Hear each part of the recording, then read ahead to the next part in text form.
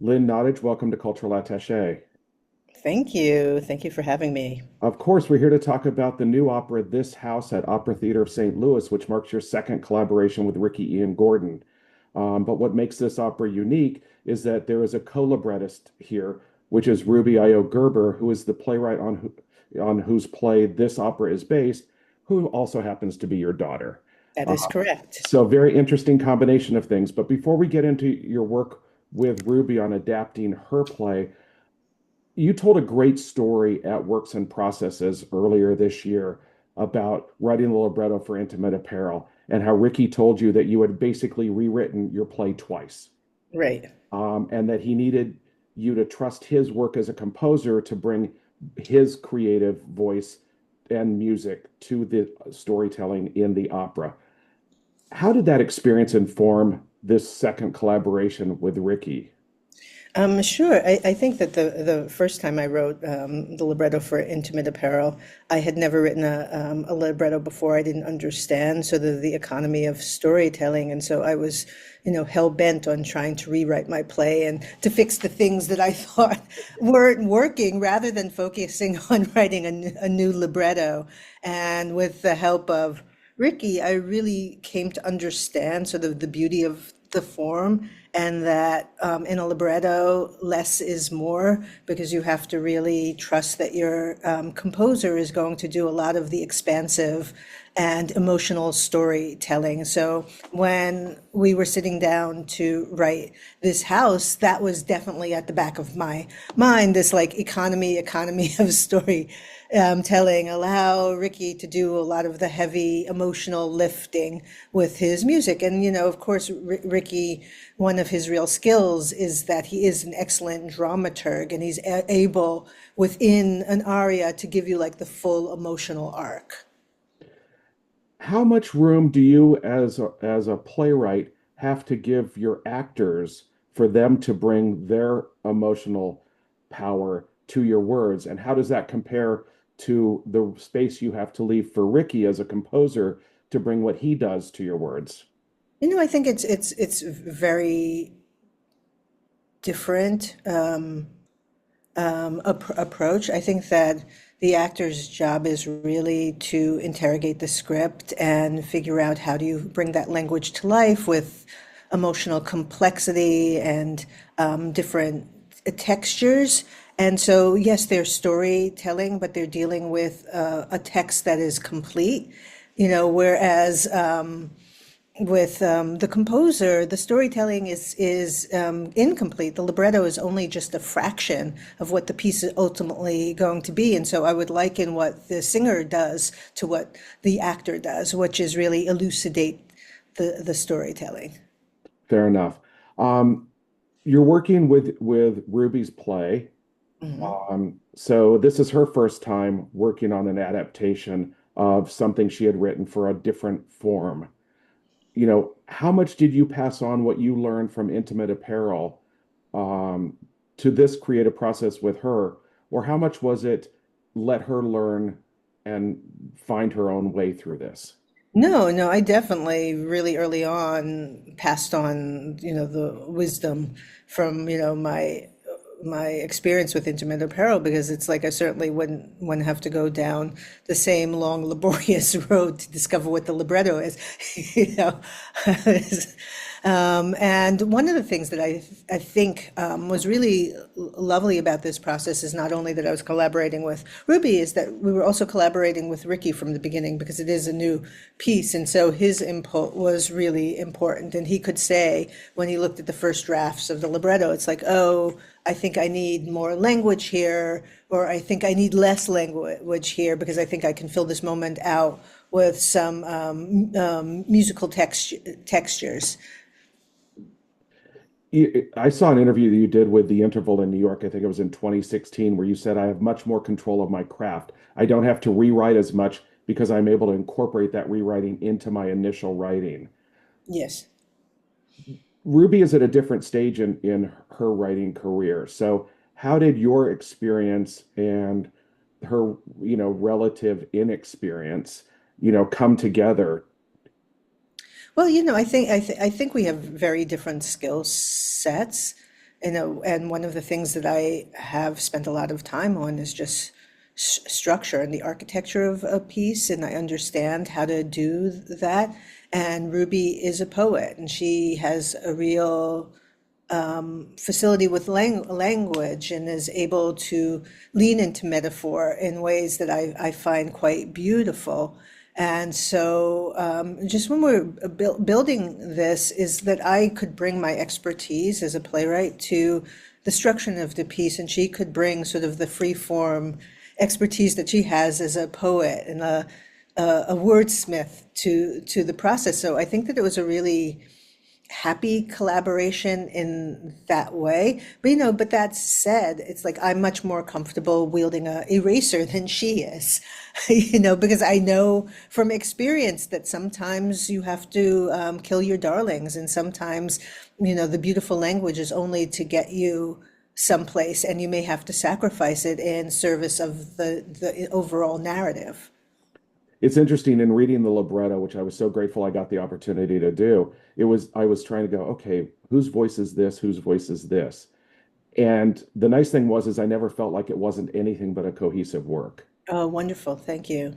And I want to ask you a little bit further on in the interview about a couple of the lines in there because it's just, I stopped, which is the beauty of reading libretto. I stopped to think about what I just was told or heard. And you don't get that same chance necessarily as work is going on. But before we get there, Sure. there's the whole idea of write what you know. Right. Now, Ruby grew up in the same house that you grew up in. Yes. Um, how much do you think or know that her original play is at least inspired in some measure by her own experience growing up in a house that has a long family history?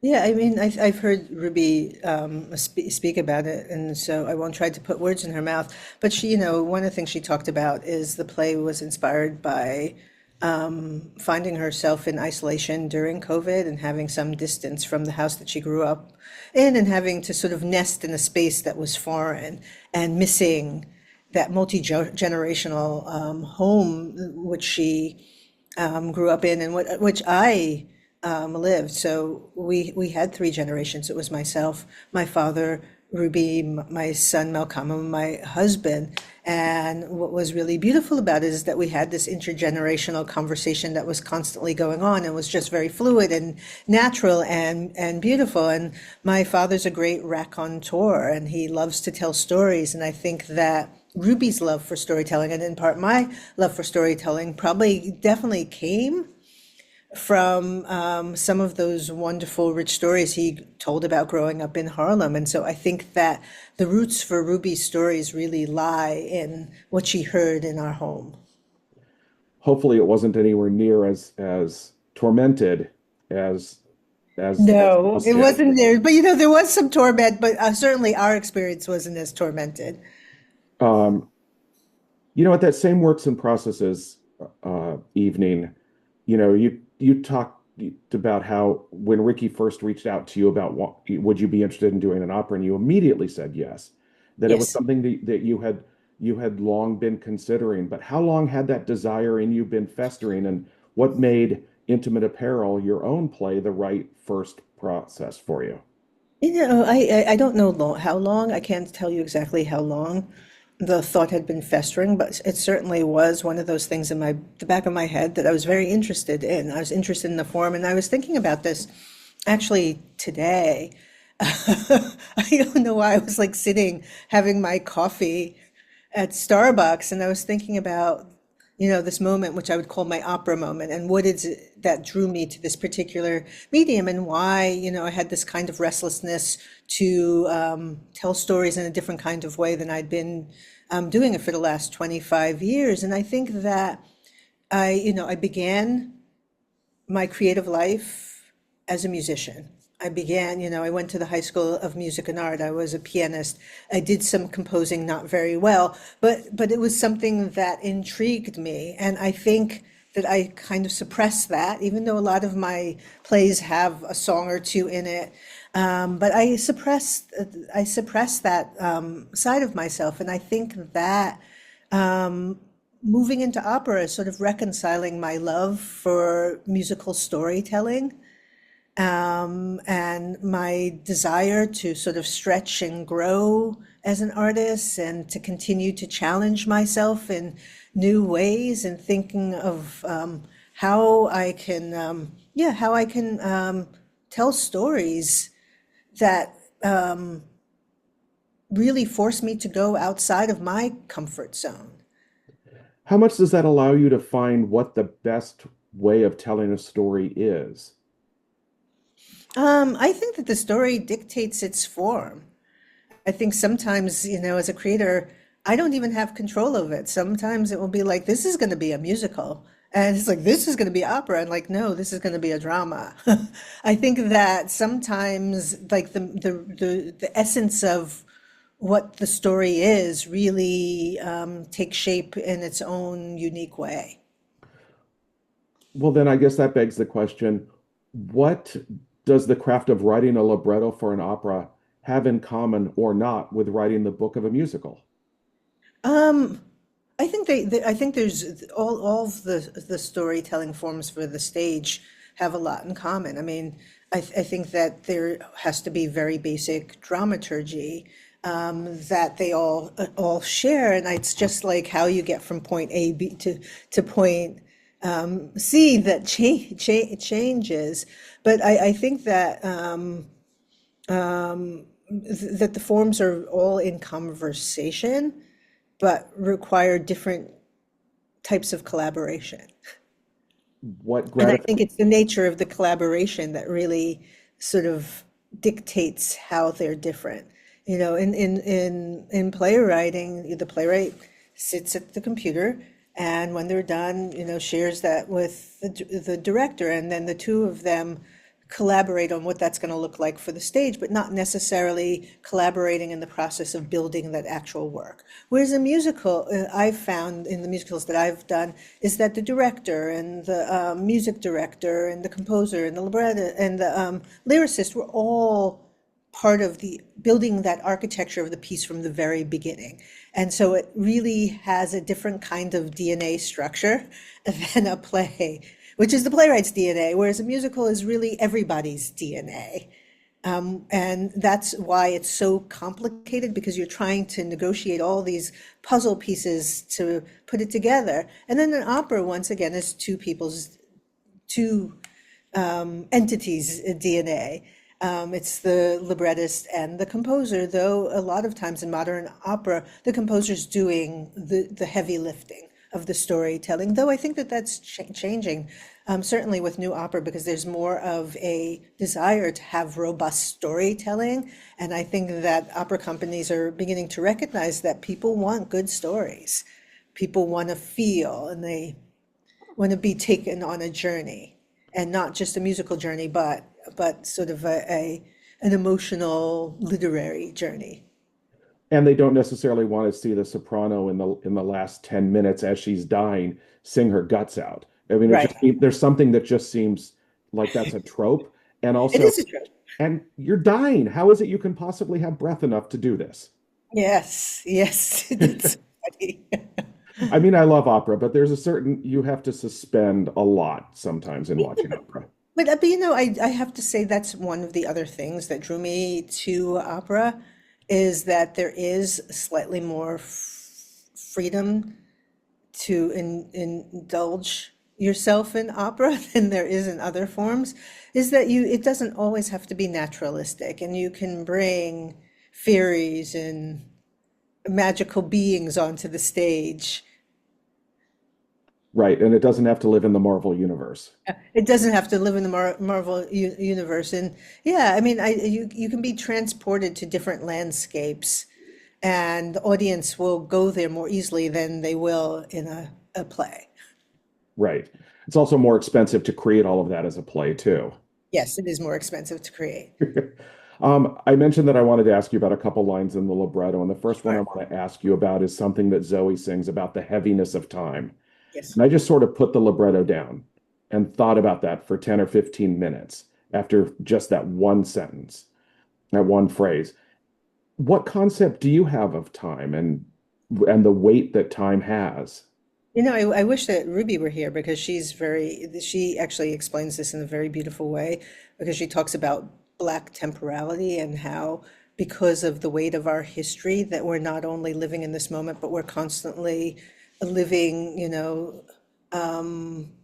in the past as well, because we're still processing everything that happened in the way in which we negotiate this present. So we're forced to live in two times as opposed to just being in the present. And there's beauty in that, but there's also burden in that. And so I think that that's what that line is talking about. So that the burden of having to live in two spaces at the same time. And by the end of the opera, what Zoe does is embrace sort of the beauty of that. You know, she begins with rejecting that heaviness of time and then ultimately embracing all of that, what that heaviness means to her own being. And that all comes about in a way that I think will surprise audiences too. Yes. Yes. How important is it for you and Ruby and for Ricky for people to not know how this opera ends? I think it's important. I think that that's part of the fun of the opera is that there are some surprises there and that you don't necessarily get ahead of what it is. I also love the fact that the house is a character.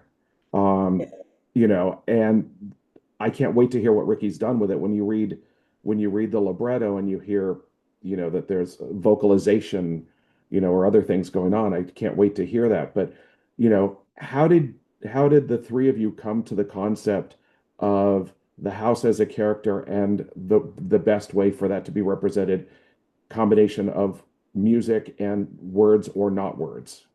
I think that from the very beginning, when we sat down, we wanted the house to be personified and to be embodied, and because it is in like the central character of the piece, and so we wanted to figure out how do you bring that to life, so it doesn't just feel like bricks and mortar, but it actually feels like this sentient, breathing organism that's shaping the outcome of what's happening on stage. Yeah, I wish I lived in St. Louis because then I could find out this weekend. Oh, I'm sorry that you won't be able to come and see I it. I mean, I'm not that far. I'm in Chicago, so I Oh, you're could not that far. I could actually make a trip. Good. Just have to You can make a convince my trip. Yeah, I my mean, husband to do that. But we'll see. yeah, well, we're playing until June 29th, so it'd be wonderful. Yeah, I would love to see it. The other line that stood out to me is something that Lyndon sings. He says, "I used to be afraid of voices, then I learned to listen with my brush." Right. That sounds like a great expression of what it means to be an artist. I think that that's true. And I think that, you know, we talk about the different way in which Zoe's haunted versus the way Lyndon is haunted. And he's really reconciling with all of those ghosts that are in the space and figuring out how to process them through his art and tell their story. Uh, we're in a pretty tumultuous time. I Yes, we think are. I wouldn't say it's just this country, although I think we're well ahead of the pack. Yeah. Um, the arts are being threatened by this Yes. administration in particular, and the horrendous cuts to NEA grants and things like that have already taken place. Is it a good time to be an artist or a scary time to be an artist? I think it's both things. I teach at Columbia, a graduate student, and I had this conversation with my students about, what is our role right now? And I had a friend, and this is a phrase that I really embrace and I love, and she said, our role is to be second responders, is that we are there to sort of process and interpret and reflect and do a lot of that really difficult work that scares the administration, and which is why they want to silence us, is because we are truth tellers. And you need your truth tellers in society, and particularly now when there's such an assault on the truth, when newspapers are being silenced and you have newspaper owners who are just rolling over and deciding to censor their own papers. I think that, the role we have to play is to be the truth tellers in this moment.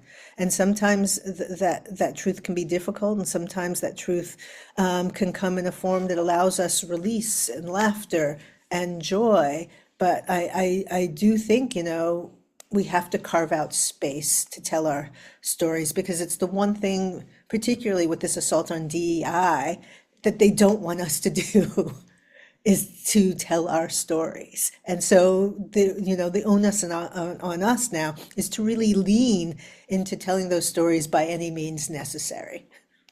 Yeah, I love in particular Jane Fonda's speech at the Golden Globe Awards this year. Oh, You I know, didn't see it. well, she talked about how, and by the way, woke, as far as I'm concerned, is about respecting other people. End of That's huge. story. Yeah, end of story. That's all it is. And woke is just saying that you are alert Right. to all of the intricacies and complexities of the world, and you have an awareness. And to be unwoke means that you're shutting all of those sensitivities and all of those synapses down so that you become, what is the word? So I can continue the metaphor. So you become sort of calcified, you become frozen and immovable in your perspectives. Right. Or as my husband says, we need to be, open mind, open heart. Yes. I want to go back to the libretto for just a second because I really, looked carefully at the use of rhyme, Yes. which isn't in there a lot, It's not a lot. but it is in there, Yeah. and I have to assume that that's intentional. The Yeah, every story. once in a yeah. Yeah, every once in a while, you just want a little rhyme in there because it feels perfect. And But I think audiences enjoy rhymes. And I think that Ricky enjoys rhymes. yeah, was that in service of the story, in service of the music, or both? I think it's all of the things. I mean, sometimes sometimes you hear it in rhyme, and so you just have to honor that, as that's the way it comes. Fair enough. And so the intention wasn't to create something like in musical theater lyrics where everything's rhyming. Or Sondheim lyrics where it's internal rhyme, three Internal or four rhyme, yeah. times over. Yeah, no, that wasn't the goal. That I think that's something only he can do. Yes. Um, I know you're not Ricky, but as his collaborator, this show takes place over with characters from a variety of different eras. How does, from your point of view, how does Ricky's music best reflect the world that these characters all live in within this house? Well, I think that Ricky is a real lover of the American songbook, and and as a result, I think he really enjoyed writing this opera because it allowed him to go deep into his chest and explore musical traditions that he loves. And so I think that one of the things that he does is he nods to some of these musical traditions without actually trying to recreate them. So it sounds very much like Ricky, it's his big, luscious music, but you do feel like the jazz and you feel, the rhythm and blues, and you feel, the church in some of the music. But his goal is not to recreate that, but just to give a nod to the period And through his own voice. through his own voice. And so it sounds uniquely like Ricky's music. Right. Right. And I would encourage anybody to watch the YouTube of the works and processes for this house because it is available for people to watch and hear excerpts and Yes. hear all three of you talk about it. Um, in the 26-27 season at the Met, In the Rush is having its world premiere. It's a collaboration once again with your daughter Not, having it's actually been pushed. it's been pushed, it hasn't been announced. No, That's unfortunate. it's Well, very unfortunate. yeah, because I also love Carlos. Wonderful. I love Carlos Simon's music. Yeah. But I do know that was workshopped quite a bit, and I was hoping to just give a quick plug to that, but I got Sure, to please. got Yeah, I to mean, it's still happening. It's just been, pushed a it's little bit. pushed a little bit, and it's really very beautiful. Well, I'm sure it will be amazing once we get a chance to see it. But I know that there have been a couple workshops, of In the Rush. What role did workshopping play in this house? Th this house, we were really fortunate to have a few workshops as well. Not quite as many as in the Rush, but decided to actually read the libretto a couple of times with singers just so that we could hear it and see whether it was working, and so Ricky could hear it and hear those rhythms, and it allowed us to do some very traditional dramaturgy in the room where we asked people, it's like, what's confusing, what resonates, which character needs, so we were able to like interrogate the piece in those workshops without having to worry about learning music. And Um, so I think that that was really fruitful for us. if you were to look at the earliest days of this house and what's going to open this weekend in St. Louis, how different is the work that people are going to get to see?